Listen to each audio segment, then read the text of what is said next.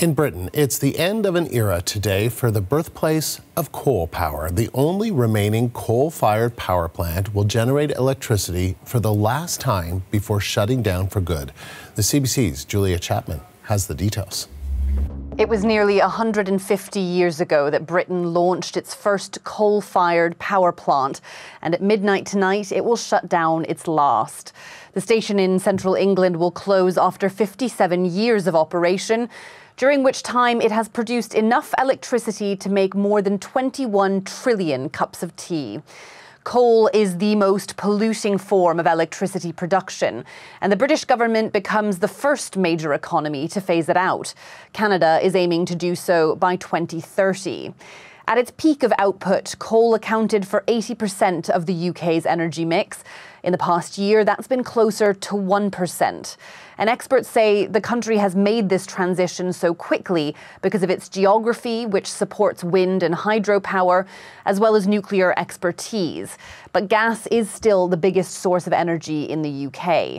It sends a very strong message that the UK is taking climate change as a matter of great importance, and also that this is only the first step. So we've got rid of coal, but we now need to get rid of oil and gas, move on to renewables. And the last few years of the gas crisis have shown us that we can't rely on gas either.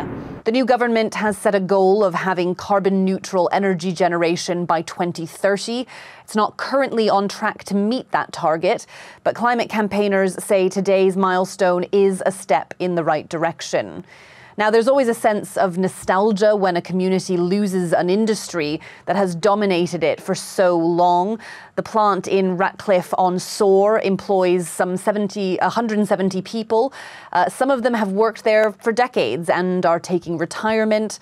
Others have accepted voluntary redundancy, and some will be involved in the decommissioning of the power station, which will take a couple of years. The company that owns it is also working with unions to help workers retrain and find other jobs in green energy.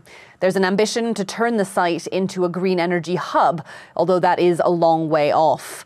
Retired workers in the area have been expressing a feeling of loss that the plant is shutting down. Well, it's such a shame, really, when it's been here for such a long time. You know, it's like part of the family, isn't it? And it's just a shame. But yeah, it's sad to see the last power station go now. No matter how many wind farms are built, if there's no wind, there's no electric, is there?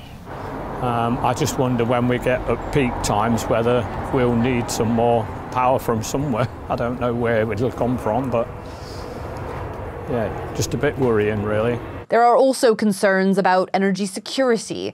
For many years, coal has been a backup source of electricity when gas and renewables couldn't power the whole country.